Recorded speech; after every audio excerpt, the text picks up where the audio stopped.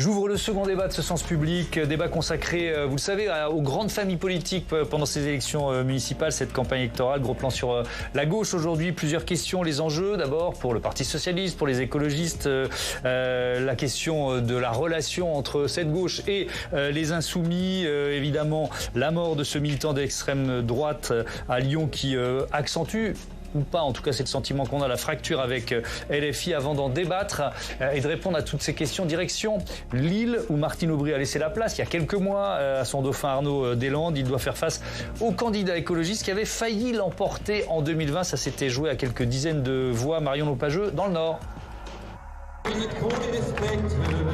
Ambiance de fête avant la bataille des municipales. Comme tous les mois, les seniors ont droit à leur bal. Endroit idéal pour Arnaud Deslandes, le maire sortant et candidat du Parti socialiste, de continuer à se faire connaître 10 mois après avoir pris la succession de Martine Aubry.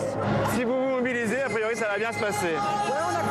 On a failli confondre avec monsieur Delemer. Ah ben non. L'ancien stagiaire, qui a gravi tous les échelons, se voit déjà en rassembleur de la gauche au deuxième tour, alors que le PS a failli perdre la mairie en 2020 à 227 voix près. Le maire candidat est confiant. Je reconnais que nous n'avons pas les Verts avec nous au premier tour. Je leur ai tendu la main, ils ne l'ont pas souhaité. De vous à moi, je considère par contre qu'on ne fonde pas une candidature juste sur l'envie de revanche. Et d'ailleurs, je constate qu'on a aussi beaucoup de points de convergence entre nous, entre nos programmes, ce qui, je pense, facilitera l'accord du second tour. En tout cas, moi, je leur tends déjà la main pour le second tour. Je regrette qu'on n'ait pas fait un accord dès le premier tour, mais la gauche n'est pas aussi divisée que ça. Elle est largement rassemblée derrière moi aujourd'hui.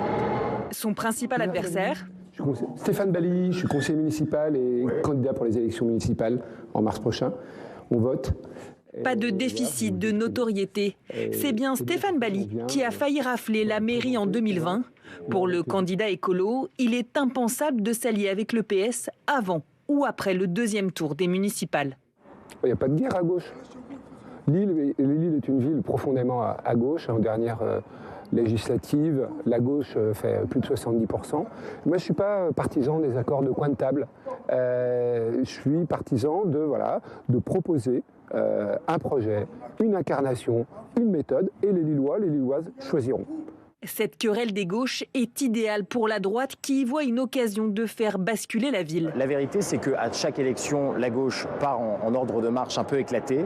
Et donc, c'est à nous, justement, les Républicains, le parti des Républicains, de rappeler à quel point la République est importante et de rappeler à quel point nos idées, nos valeurs sont importantes et on y est attaché et que c'est nous qui les défendons. La droite et le centre sont eux aussi divisés.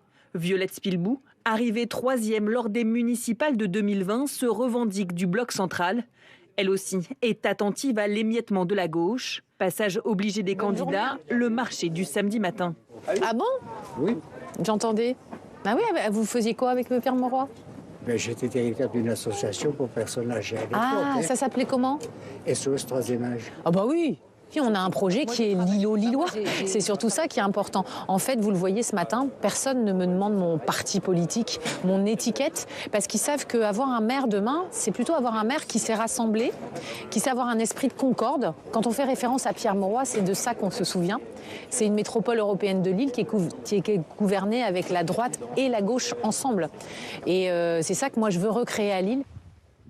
Mathieu Vallet, candidat pour le Rassemblement national, préfère le porte-à-porte, plus direct auprès des électeurs selon lui. Bonjour monsieur, je suis candidat à la mairie de Lille. Pour le Rassemblement national, Mathieu Vallet, ancien policier. Et donc, comme la sécurité c'est un thème majeur pour moi à la ville, je suis lillois. D'accord. J'aurais pu rester flic et du coup je m'engage. Il y en a d'autres. Je pense que 6 ans après, les cartes sont rabattues puisque Martine Aubry est partie après 24 ans de baronnie.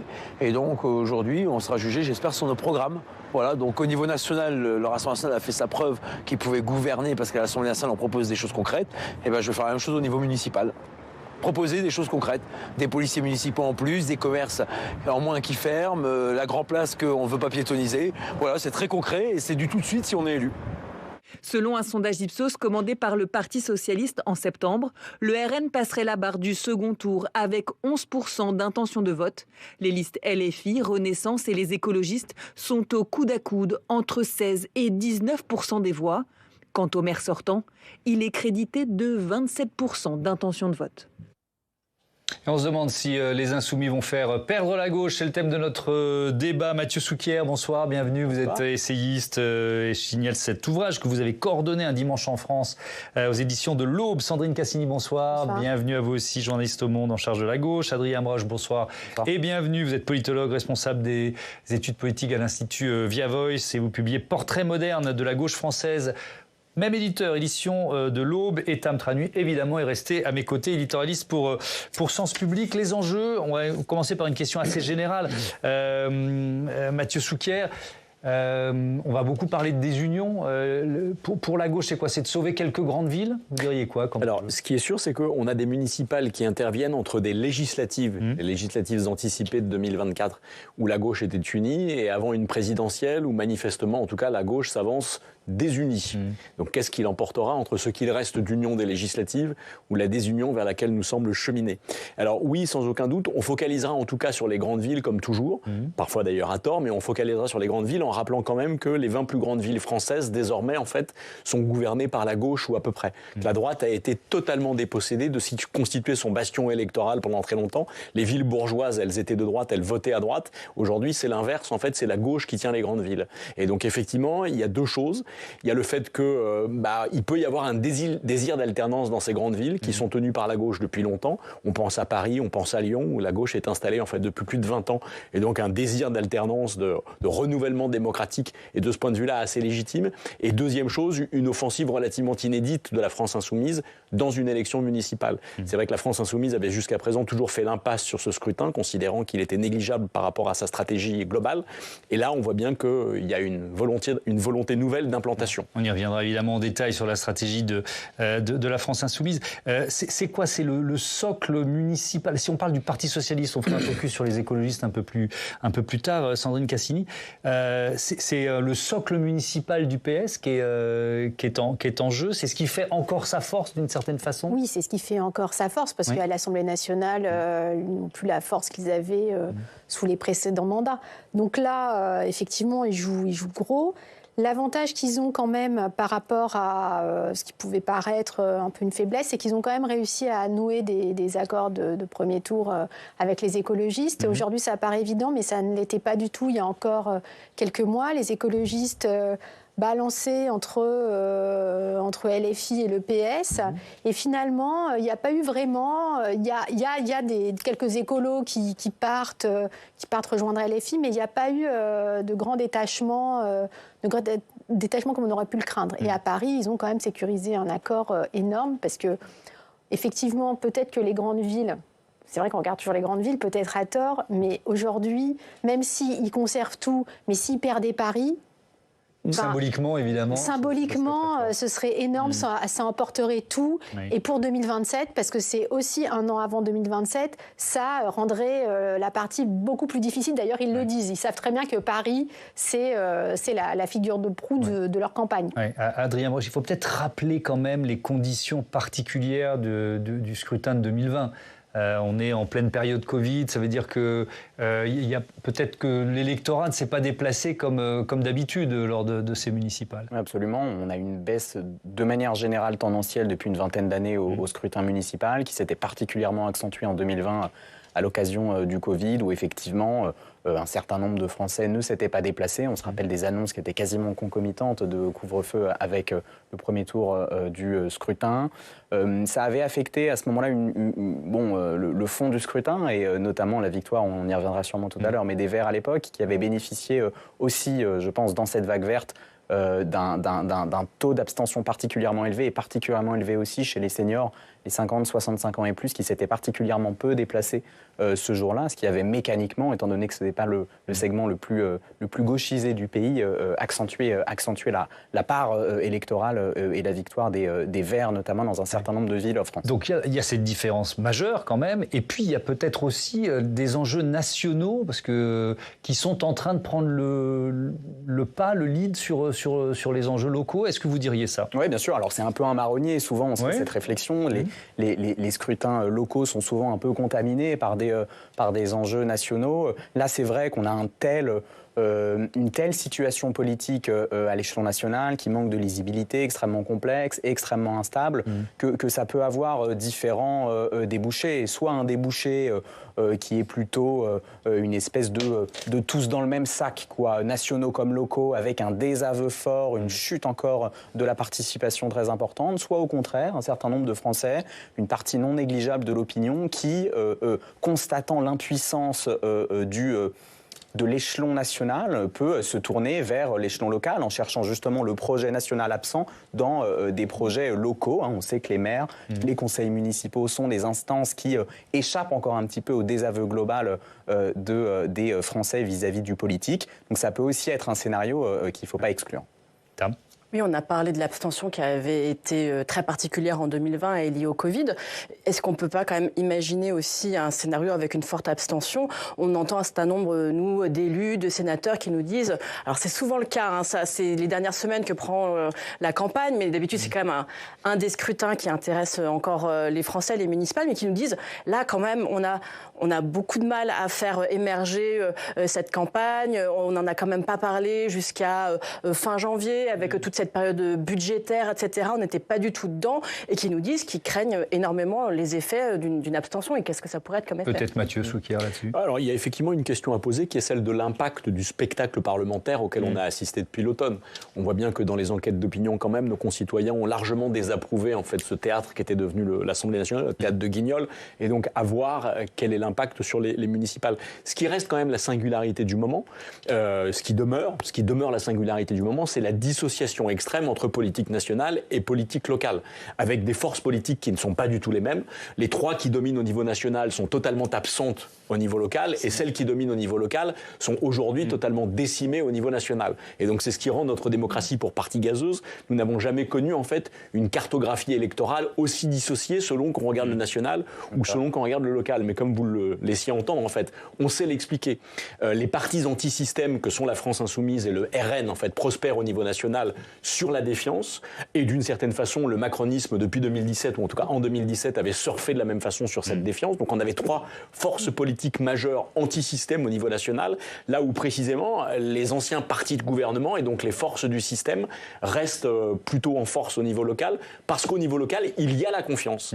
La défiance ne l'a pas emporté, la confiance vis-à-vis des édiles locaux, et plus que la confiance, en plus de la confiance par ailleurs, la satisfaction en fait de nos concitoyens. Ils sont satisfaits en fait de leur cadre de vie et des politiques menées. Et ça joue évidemment très fortement. Oui, je trouve que la particularité du scrutin, c'est aussi qu'il sert un peu de terrain d'entraînement pour la présidentielle et notamment pour Jean-Luc Mélenchon, mais visiblement pour Olivier Faure aussi, qui va faire un petit tour de France pour étraîner un potentiel costume. Mais dans les conférences, dans les meetings plutôt, excusez-moi, de la France Insoumise, moi j'en ai vu à Roubaix, j'en ai vu à La Courneuve. En fait, les cadres, donc il y a toujours des cadres nationaux. Donc le candidat, en général, le candidat parle quand même du programme local, des enjeux locaux, etc., pourquoi il est là. Mais le cadre national est là. Alors, j'ai entendu Mathilde Panot à La Courneuve expliquer Maduro et la censure. Et par exemple, Jean-Luc Mélenchon à Roubaix, lui, il était uniquement sur le terrain national. Et c'est vraiment, ils étreignent, c'est une façon aussi de politiser, de conscientiser des gens qui sont peut-être éloignés et d'étraîner des discours pour dans un an. Adrien Broche, est-ce qu'à l'instant T, vous pouvez évaluer l'abstention, ou est-ce que c'est beaucoup trop tôt? Non, je ne m'y risquerai pas. Oui. Non, il faudra voir. Effectivement, on est vraiment dans un contexte d'opinion en général, et puis aussi un contexte, en l'occurrence, qui était sanitaire à l'époque, qui est très différent. Donc, on va attendre de voir la manière dont tout ça va se dégoupiller. Effectivement, les campagnes ont commencé assez tard, on l'a vu, ce qui est de plus en plus le cas. Donc il faudra voir effectivement au mois de mars. Tam. Oui, en 2001, il y avait eu des municipales et une présidentielle très proche. La même voilà, c'était un peu le même type de configuration. Et beaucoup ont fait une lecture des municipales de l'époque en disant, en fait, on avait vu l'effondrement socialiste à ces élections municipales. On ne l'avait pas bien lu à l'époque. Et c'est ce qui a abouti, bien sûr, à 2001. Donc, effectivement, est-ce que quand même ce lien peut être refait sur cette élection? C'est toute la question. En fait, le 23 mars, on va certainement Bah oui. tous Ah non, mais On va tous faire ça. Il va être fait par les commentateurs, il va être fait par les acteurs politiques. Les gens sont là pour se compter, les acteurs politiques sont là pour se compter. Donc même si les gens le font pas, ils le feront pour nous. Mais ce sera peut-être légitime d'ailleurs d'essayer de se projeter en fonction du résultat de ces municipales vers la présidentielle. Bien sûr, et il y aura de toute manière, de manière très dissociée, comme à chaque soirée électorale, la réalité des résultats, si on les prend de manière très arithmétique, en calculant les choses, et puis la réalité des narratifs qui va être une bataille de la soirée aussi, et qui va énormément compter dans les mois qui vont suivre. Donc là, effectivement, les éléments de langage, comme on dit, sont déjà en train d'être construits, peut-être même bien avant que les résultats soient donnés. Ils seront simplement recrachés, parce que c'est la tonalité de la campagne présidentielle qui va être donnée ce soir-là. Alors, vous parliez d'Olivier Faure, tiens, on va l'écouter, c'était il y a 8 jours, lors de la Convention nationale du Parti socialiste pour les municipales. Il se projette, alors, il parle du premier tour, mais il se projette déjà vers le second, regardez. Le 15 mars, dans nos villes, dans nos villages de France, il y aura un bulletin utile avec un point, celui de nos combats, et une rose, celle de nos espoirs. Dans nos petites communes, il n'y aura sans doute qu'un seul tour. Mais pour les autres, ce bulletin poussera le plus haut possible les candidats de gauche unis au second tour pour battre la droite et l'extrême droite le 22 mars. Alors, poussez nos candidats le plus haut pour percer les nuages noirs qui s'amoncellent. Ils sont le seul espoir pour changer nos vies, changer nos villes, changer la France. Alors, des candidats de gauche unis au second tour pour battre la droite et l'extrême droite. On se demande si la gauche est faible et si elle va forcément être déçue par ces élections municipales. Mais on pourrait retourner la question différemment. Mathieu Souquier se demandait si c'est pas la droite et ou l'extrême droite qui est beaucoup plus forte. Oui, alors quand même, rappelons que si la gauche domine en particulier dans les plus grandes villes, disons les 20 premières, c'est parce que la gauche a réussi à s'unir dans ces grandes villes depuis une vingtaine d'années. Et ce qu'on a appelé la gauche plurielle du temps de Lionel Jospin, en fait, elle est aux affaires municipales dans la plupart des grandes métropoles depuis déjà un moment. Donc la gauche, au niveau local, elle sait s'unir. Il y a certes un socialisme municipal, il y a même une forme d'écologisme municipal depuis les municipales de 2022, mais pour de vrai, la gauche, elle est aux affaires. La difficulté de la gauche, ce coup-ci, parce que dans un certain nombre de grandes villes, en fait, son bilan est jugé de façon plutôt flatteuse. Son souci, encore une fois, c'est la stratégie de LFI qui est toute nouvelle. Ouais, on y vient. Tiens, on va écouter la réaction de Marine Tondelier, parce que c'est vrai que les écologistes, ils ont essayé depuis un certain nombre de mois à faire le lien entre le Parti socialiste et les Insoumis. Ça passe de moins en moins quand même. Par exemple, vous parliez de Jean-Luc Mélenchon. Dans ses discours, il cible quand même prioritairement le Parti socialiste, notamment pour avoir laissé passer le budget. Et on va écouter Marine Tondelier. Elle parle de Marseille, elle parle de la stratégie du candidat insoumis à Marseille, de Sébastien Delogu. Vous avez noté que la gauche n'était pas tout à fait rassemblée à Marseille. C'est la ville. C'est pas la seule ville où c'est le cas, pour tout vous dire. Mais nous, en fait, on est clair. Quand on voit le RN aussi haut dans les sondages, on ne peut pas entendre un candidat de gauche dire « Moi, mon but dans la vie, c'est que M. Payen ne soit plus maire de Marseille ». Parce qu'en fait, ce que ça veut dire, quand tu es aussi loin derrière lui dans les sondages et que tu dis ça, ça veut dire qu'en fait, tu préférais que ce soit quoi, le RN ? Ça veut dire que à l'instant T, c'est très difficile d'imaginer des alliances entre les deux tours, intégrant les Insoumis, ou est-ce que c'est encore possible ? Alors, je pense que la vérité des prix, on l'aura le soir du premier tour. Ouais. Honnêtement, c'est trop tôt pour le dire. Ça va dépendre ville par ville. La réalité, c'est que la direction du Parti socialiste, elle dit, parce qu'au Parti socialiste, il y a plusieurs chapelles, mais la direction du Parti socialiste, aujourd'hui, dans l'entourage d'Olivier Faure, on dit, s'il faut s'unir, on s'unira. Elle le dit quand même. Et ça, probablement qu'il y a plein d'endroits où ça arrivera. Parce qu'effectivement, ils n'ont pas envie de perdre contre l'extrême droite. Après, il y a d'autres stratégies qui sont mises en place. À Paris, il a répété, Emmanuel Grégoire, qu'il ne s'unirait pas du tout à Sofia Chikirou. Là aussi, on verra au soir du premier tour. Là, certains disent qu'il y a une stratégie de convoiter un autre électorat qui est l'électorat Bournazel, en fait, qui est l'électorat Horizon. Donc ça, c'est une autre stratégie. C'est une autre stratégie. Ouais, mais je pense que rien n'est définitif et tout ce qui est dit aujourd'hui peut être balayé le 15 mars. Adrien Broche, votre avis sur l'état de la fracture, en quelque sorte, entre les Insoumis et le reste des forces de gauche aujourd'hui ? Oui, alors il y a la fracture nationale, idéologique, et puis il y a effectivement, là, ce qui nous concerne peut-être un peu plus ce soir, la question locale. Effectivement, moi je rejoins ce qui a été dit, et c'est vraiment une nouveauté, un élément fort de cette campagne municipale, qui est le fait pour LFI de ne pas enjamber ce scrutin. On sait qu'il y avait chez Jean-Luc Mélenchon et donc chez LFI une forme de, voilà, dans cette stratégie très 5e République, très orientée sur l'élection présidentielle, parfois une forme de mépris aussi pour les enjeux, ou en tout cas les scrutins locaux, qui étaient une forme de tambouille locale, mais qui ne permettaient pas, qui n'était pas vraiment le lieu de la transformation. Donc il y avait très peu de candidats pour Donc parler très peu de candidats, hein, le nombre de listes était très faible pour LFI à 6 ans par rapport à cette année, comme pour le Rassemblement national d'ailleurs. Donc ça va être un enjeu, effectivement. Le Parti socialiste et la gauche hors LFI est à la fois challengé par cette nouvelle réalité qui est la présence d'LFI et la présence autonome d'LFI, et par une autre réalité aussi qu'il va falloir observer de très près, plutôt du côté de la droite et de l'extrême droite, qui est cette poussée dans un certain nombre de villes. On l'a vu à Marseille, mais on le voit aussi d'une certaine manière à Paris, quand on voit le score, pour l'instant, d'intention de vote. Tout ça, c'est des mesures à l'instant T de Sarah Knafo notamment, par notamment ce qui, moi, m'interpelle, et c'est les reports de voix entre des électeurs, disons, plutôt normalement attachés au cadre du libéralisme politique et de la démocratie, vers des candidats qui le sont un peu moins, par réflexe et par affect non seulement LFI, voire parfois anti-gauche. Et ça, je crois que ça va être un élément aussi qu'il faudra surveiller de près à l'aune de l'élection présidentielle de l'année qui vient. Mathieu Souquier, il y a beaucoup de villes où LFI peut faire perdre la gauche et alors, il faudra assumer du côté des LFI d'avoir éventuellement fait perdre la gauche. Alors, si la gauche perd à Paris, c'est Rachida Dati, a priori, qui récupère le lead. Rachida Dati, donc femme de droite, mais avec quand même aujourd'hui quelques casseroles judiciaires qui font un peu désordre. Je me souviens que dans une vie professionnelle et politique antérieure, j'ai contribué à la campagne de 2000-2001 à Paris, justement, celle qui a précédé la victoire de Bertrand Delanoë. L'enjeu à l'époque était quand même de moraliser pour partie la vie publique à Paris. Là, l'élection de Rachida Dati, quand même, serait une forme de renouement avec une politique affairiste telle qu'on avait connue.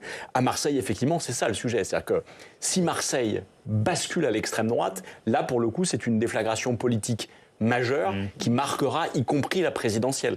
Parce que c'est Marseille. Et quand je dis parce que c'est Marseille, c'est-à-dire que c'est une des plus grandes villes françaises, donc il y a ce choc-là. Et par ailleurs, c'est probablement parmi les grandes métropoles la plus communautarisée, ou en tout cas celle qui agrège le plus grand nombre de communautés. Celle où le vivre ensemble est, en tout cas, je ne sais pas s'il est plus difficile qu'ailleurs, en tout cas, on voit bien. Et donc, je ne sais pas si l'élection du candidat RN à Marseille, c'est derrière un peu de guerre civile à Marseille, mais on imagine en tout cas la tension que ça pourrait produire. Donc derrière, il faut quand même que LFI assume vis-à-vis de l'électorat de gauche dans son ensemble, avec la question le fait de pouvoir faire chuter l'effet que pourrait avoir la responsabilité d'avoir fait perdre des grandes villes à Marseille, la gauche, ce serait une déflagration. Oui, mais du coup, effectivement, mais alors, comme ils sont très malins et très intelligents, justement, ils veulent se prémunir de cette critique. Donc ils disent en fait, et d'ailleurs, quand même de manière assez juste, ils disent ce sont les socialistes qui ne veulent pas de nous.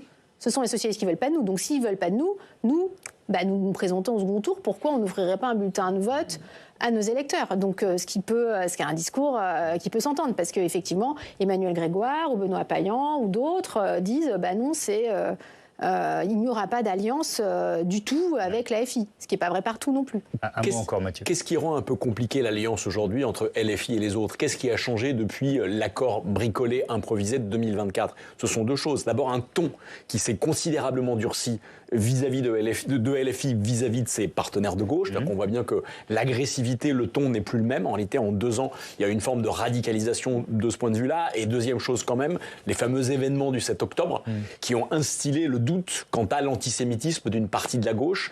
Et du coup, LFI, qui en tout cas porte ça comme un sparadrap ou un stigmate qui pourrait polluer l'intégralité de la gauche quand même. Oui, mais comme on l'avait dit, après cela, ils avaient quand même réussi à se remettre d'accord lorsqu'il y avait eu les législatives anticipées. Donc on voit quand même que dans ces moments-là, les calculs politiques, et c'est normal, restent plus forts quand il y a une élection qui est Les dissensions se sont quand même aggravées depuis. Oui, mais en fait, c'est vrai qu'il y a toujours eu dans l'histoire une capacité de la gauche à se réunir. C'est comme dans son histoire de faire barrage pour faire barrage à l'extrême droite. À l'extrême droite. Faire barrage, oui. À Marseille, ça pourrait être... Donc c'est quoi? C'est le plus petit dénominateur commun, le risque d'élection d'un maire RN pour voir les insoumis revenir dans le giron du Je crois, puisqu'il y en a tellement en termes de socle idéologique, et que les derniers éléments du socle qui faisaient que les gauches partageait quand même malgré tout une forme d'attachement aux cadres les plus élémentaires, là aussi, de la démocratie, du libéralisme en général, etc., ont quand même un petit peu de plomb dans l'aile à l'issue des attentats du 7 octobre 2023, à l'issue des dissensions très très fortes qui s'étaient manifestées déjà aussi dès les émeutes de juillet 2023, compte tenu du rapport très particulier qui s'était exprimé et qu'on voit aujourd'hui encore exprimé de LFI vis-à-vis de la violence physique et des personnes. Donc il y a quand même des éléments très profonds qui ont été atteints. Maintenant, effectivement, il ne faut pas sous-estimer la capacité des gauches à se rallier. C'était l'erreur du président Macron au moment de la dissolution de 2024. Donc il faut le prendre toujours très au sérieux, notamment évidemment dans le cas où l'extrême droite pourrait accéder au pouvoir. Voilà, et on continuera de parler évidemment de la France insoumise tout à l'heure, puisqu'on aura un chapitre complet consacré à la mort de ce militant d'extrême droite à Lyon en marge d'une conférence de l'eurodéputée insoumise Rima Hassan. Ce sera notre tout dernier chapitre, on y consacrera du temps. Mais là, je voudrais qu'on parle des écologistes. Et pour ouvrir le chapitre consacré aux maires et aux villes écologistes, je vous propose d'écouter la directrice générale du pôle société chez Ipsos BVA, Adélaïde Zulfi-Karpasic. Dans l'ensemble des villes de l'Est de la France gagnées par des maires écolos en 2020, il y a un vrai enjeu de réussir à conserver ces villes à l'heure où les administrés dressent un bilan majoritairement négatif de ces mandatures. Et donc voilà, donc on a des villes comme Lyon, Besançon, même Strasbourg, où le maire écolo sortant est vraiment menacé. Donc voilà, pour Europe Écologie Les Verts, c'est une question de survie. Et donc là, il y a des vraies craintes à avoir. Tam, je me tourne vers vous. Vague verte au municipal il y a 6 ans, on en est où ? Oui, la vague verte refluera-t-elle, se pose-t-on comme question. Les écologistes sont attendus au tournant. Pour commencer, on peut admettre que l'air du temps a changé. En 2020, les écologistes avaient le vent en poupe. Les thématiques environnementales étaient très porteuses dans le sillage des accords de Paris, du Green Deal, des marches pour le climat. 6 ans plus tard, le Covid n'a pas accouché d'un monde d'après fait d'air pur, d'eau fraîche et de tournesols en fleurs. Entre le retour de la guerre en Europe, la trumpisation des esprits et plus globalement la saillance des préoccupations économiques et sécuritaires, EELV, devenus les écologistes, affrontent aujourd'hui le vent de face. Avec donc plusieurs villes conquises en 2020 qui pourraient sortir de leur giron. Oui, on pense à Strasbourg, où la maire sortante, Jeanne Barséguian, est devancée dans les sondages par Catherine Trottmann, 2 fois élue dans les années 90, mais qui avait loupé son comeback en 2020. À Lyon, le sortant Grégory Doucet fait office de challenger face au favori Jean-Michel Aulas. Et on peut égrener ainsi la liste des villes écolos qui pourraient rebasculer. Annecy, Besançon, Tours ou encore Bordeaux, où Pierre Urmic, dont le début de mandature, rappelez-vous, a été marqué par la polémique de l'arbre mort, dont il ne voulait plus, place Péberlan pour Noël, pour vous qui avez fait vos études à Bordeaux, n'est-ce pas? Oui. Voilà. Très bien l'arbre de Noël. Oui. Tout à fait. Il avait surpris ensuite par sa décision d'armer la police municipale. Tiens, voilà qui ne plairait sans doute pas à d'autres édiles écologistes. Et la preuve que chaque maire, aussi écologiste soit-il, a eu sa façon de gérer sa ville et qu'il faut donc se garder de plaquer tout de même une grande interprétation nationale sur des élections qui sont tout aussi locales, dépendent de bilans divers en matière de qualité de vie, services publics, de transition écologique, de propreté. Et puis ça dépend évidemment aussi, on l'a déjà évoqué, des alliances des écologistes avec le reste de la gauche. Et là, pour le coup, le national revient au galop et ce ne sont pas les commentateurs qui cherchent à nationaliser ce scrutin seulement, mais aussi certains acteurs eux-mêmes. À l'occasion de ces municipales, fin janvier, une tribune de militants et d'élus écologistes se sont ainsi émus de la stratégie du parti, stratégie d'alliance avec le Parti socialiste, faisant ainsi des écologistes la béquille d'une social-démocratie qui entend exclure la France insoumise et choisit de tourner le dos au programme comme à la logique unitaire du nouveau Front populaire. Fermez la citation. Résultat, ces militants élus ont été suspendus du parti jusqu'au municipal. Il leur a été répondu que c'était les fédérations locales qui avaient fait les stratégies d'alliance et que leur tribune était une opération de déstabilisation orchestrée par LFI.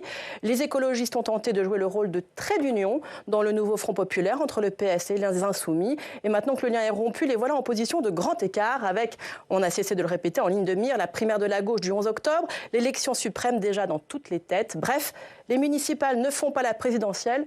Un peu quand même. Un petit peu quand même. Mathieu Souquier, le bilan, alors évidemment, Tam vient de nous le dire, en fonction des villes, le bilan ne va pas être le même, mais le bilan d'un maire écologiste, qu'est-ce qui pèse aujourd'hui dans ce cette tendance-là assez lourde qu'on appelle bâclage, retour de bâton, qui n'est pas seulement française. Évidemment. Alors, ce qui est sûr, c'est qu'il y avait un contexte très spécifique en 2020. On sortait du Covid et l'opinion marquait un lien très fort entre questions sanitaires et questions environnementales.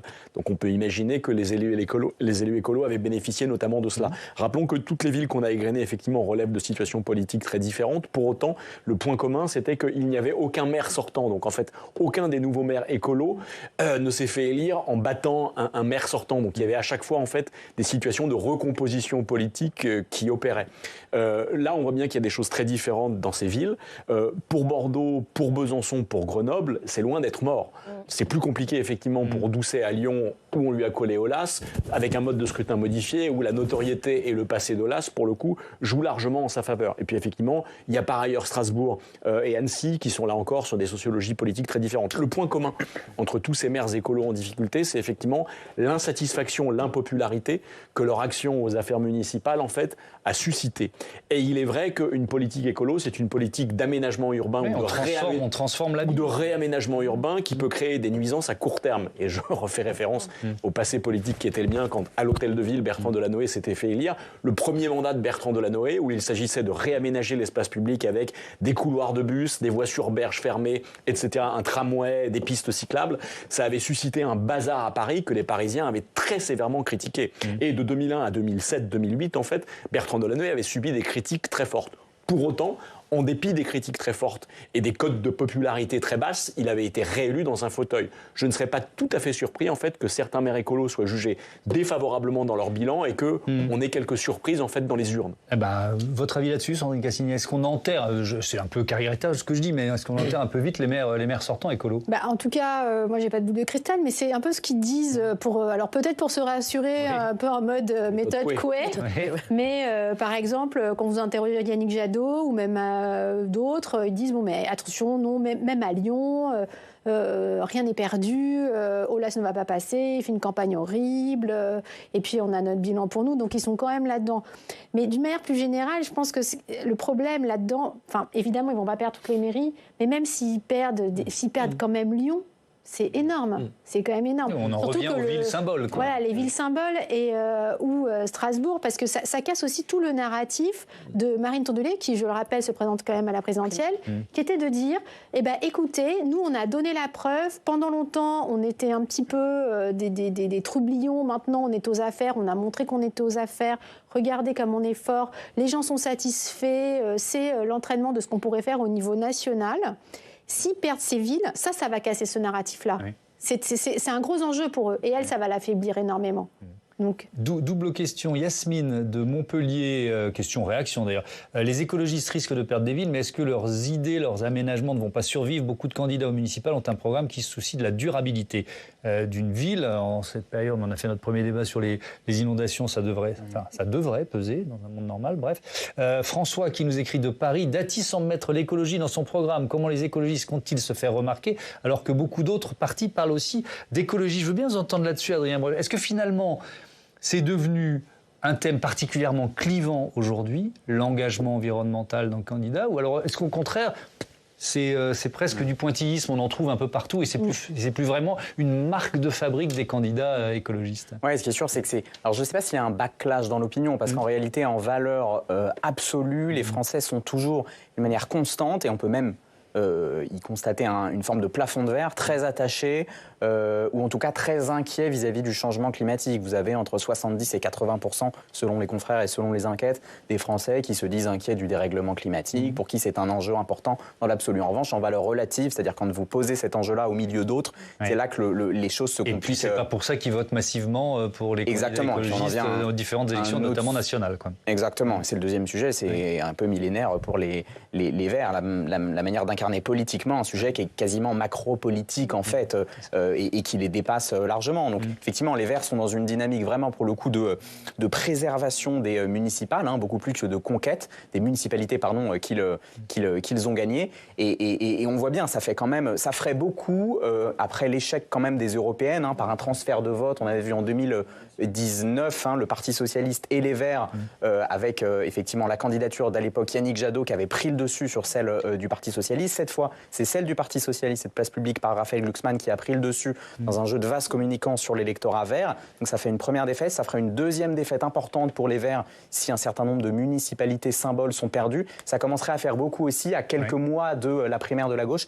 et de l'élection présidentielle. Donc il y a un enjeu à surveiller là-dessus. Allez, un dernier mot sur les écologistes, Mathieu Souquier, ensuite chapitre consacré à la mort de Quentin de Ranc. Les écologistes ont incontestablement remporté une bataille culturelle en sachant mettre en fait l'environnement au cœur du débat public. Ça fait 20 ans ou ça fait 30 ans, etc. En revanche, une difficulté ou une défaite, c'est de ne pas avoir réussi à transformer l'essai et à apparaître comme des gens crédibles pour gouverner. C'est-à-dire qu'il y a une dizaine d'années ou un peu plus, il y avait deux partis qui étaient en queue de peloton là-dessus. C'était le RN et les Verts, qui étaient considérés par nos concitoyens comme inaptes à la bonne gestion en fait des affaires publiques, tant au niveau national qu'au niveau local.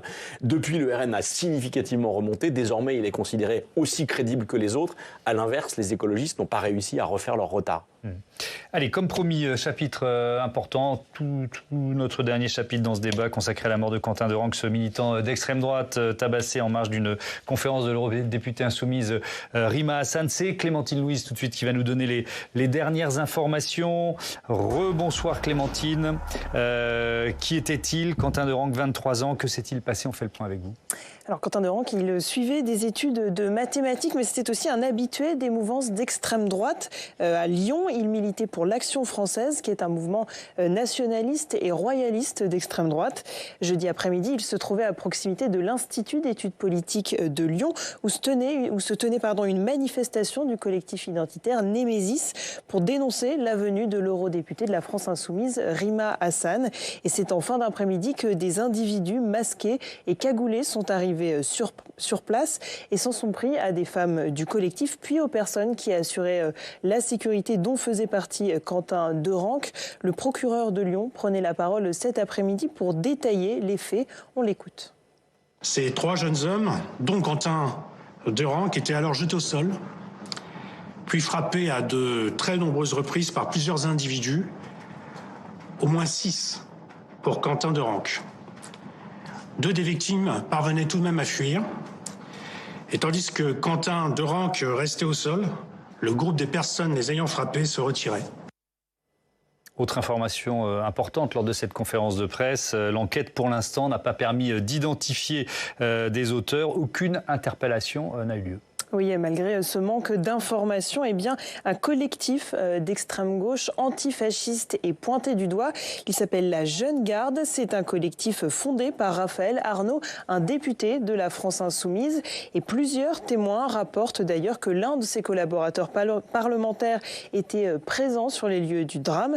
Ses droits d'accès à l'Assemblée nationale viennent de lui être retirés. Oui, puisqu'on est à un mois du premier tour des élections municipales. Évidemment, ce qui s'est passé à Lyon enflamme la classe politique. Oui, de gauche à droite, les réactions fusent. Des membres du RN se sont joints à des rassemblements en mémoire de Quentin de Ranc.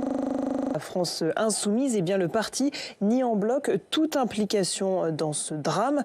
Alors, y aura-t-il des règlements de compte, des représailles dans les semaines à venir, à l'approche notamment du scrutin? C'est ce que craint le ministre de l'Intérieur. Il était ce matin sur France Inter. On l'écoute.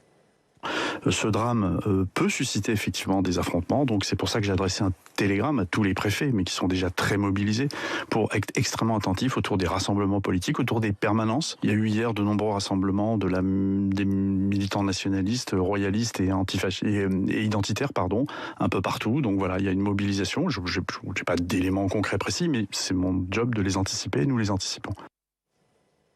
Et depuis le décès de Quentin de Ranc, une dizaine de permanences de la France insoumise ont été dégradées par des militants d'extrême droite. Merci beaucoup Clémentine. La mort d'un militant d'extrême droite, Sandrine Cassinet, est-ce qu'elle peut plomber la campagne des candidats LFI au municipal? Est-ce que c'est prématuré de faire ce lien? Je pense que il est prématuré d'impliquer la Jeune Garde, même si visiblement quand même l'assistant parlementaire, on ne sait pas quelle est sa responsabilité, mais personne n'a nié qu'il était sur les lieux, et surtout pas les députés insoumis, donc ça c'est un petit signal.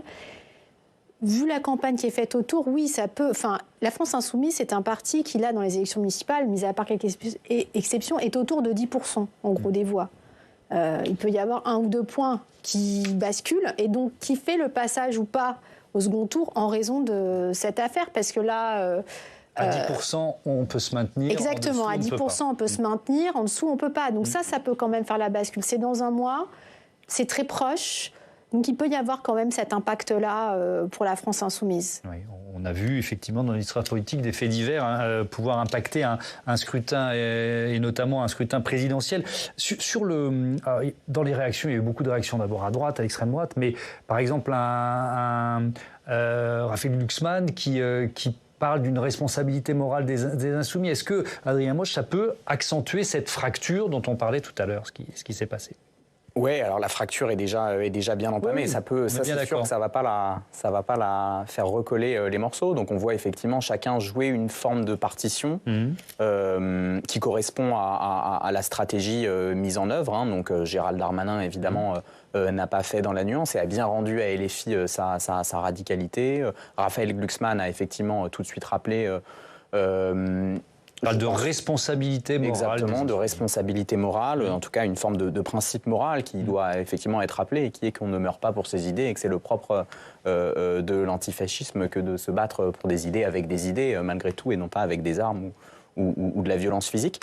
Donc c'est effectivement, est-ce que ça aura un impact ? Je ne sais pas. Je pense que l'électorat LFI et notamment au local est quand même un électorat très très attaché au parti et à ce qu'il représente. Je ne suis pas certain que ça puisse jouer un rôle extrêmement important dans la démobilisation d'un électorat qui est quand même assez bien verrouillé du côté de la France insoumise. Et je crois que c'est ce que la France insoumise partage avec le Rassemblement national, une capacité quand même malgré tout à verrouiller, et notamment dans des stratégies de premier tour très importantes, leurs socles électoraux. Mais je vais vous poser la même question, je commence avec vous, Adrien Bosch, sur est-ce que vous faites le lien entre les violences verbales des insoumis et les violences physiques qui sont survenues à Lyon ? Je pense qu'il y a une violence. Sur le climat général. Ouais, il y a une forme d'esthétique qui est effectivement jouée dans la partition de la France insoumise. Et notamment, je me rappelle encore une fois des propos de Jean-Luc Mélenchon à l'occasion des émeutes de 2023 qui parlait de ceux qui souhaitaient appeler au calme en les qualifiant de chiens de garde à ce moment-là, en disant justice pour Naël, non aux chiens de garde qui veulent d'abord l'appel au calme. Donc il y avait quand même cette forme d'esthétique très perméable à la violence qui s'était développée, alors même que Jean-Luc Mélenchon, il y a une dizaine d'années plus tôt, disait qu'il faisait partie plutôt de cette famille de la gauche pour qui la violence physique était jamais justifiée, qu'il fallait toujours faire la différence, etc. Donc là aussi, il y a eu un revirement assez doctrinal assez important chez Jean-Luc Mélenchon, et effectivement c'est un certain rapport à la violence qui est, je crois, cultivé par LFI. Après, est-ce que ça entraîne nécessairement des violences physiques dans la rue ? Je n'irai pas forcément jusqu'à là, parce que ce sont aussi des rixes, et notamment à Lyon, qui est une ville qui a une culture et une tradition très forte d'affrontement des groupuscules extrémistes. Donc voilà, je pense qu'il faut se garder aussi de raccourcis trop rapides. Déclaration de Jean-Luc Mélenchon ce dimanche.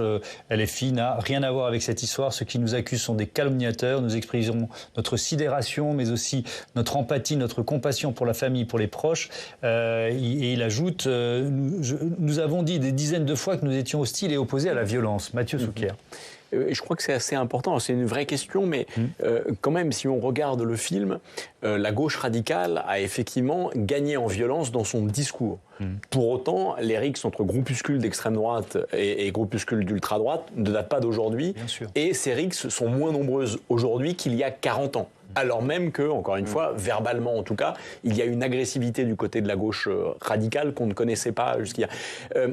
Si on veut être rigoureux, même dans le débat, il faut quand même rappeler qu'il y a une différence très nette entre l'ultra-gauche et l'ultra-droite. Il est incontestable qu'elles se répondent et qu'elles s'auto-alimentent. Ça, c'est incontestable. Pour autant, l'historien Nicolas Lebourg, spécialiste de l'extrême droite, a quand même tenu une comptabilité de la violence et du bilan en fait, de ces groupuscules d'ultra-gauche et d'extrême droite. Si on refait le film de ces 40 dernières années, 60 victimes de groupuscules d'ultra-droite. 6 victimes de groupuscules d'ultra-gauche. Ça ne veut pas dire que l'ultra-gauche, c'est des moins méchants que l'ultra-droite. Ça veut juste dire que les cibles ne sont pas les mêmes. Les groupuscules d'extrême droite ciblent des personnes d'origine étrangère. Là où les groupuscules d'ultra-gauche, en général, ciblent des symboles du capitalisme ou de l'État bourgeois.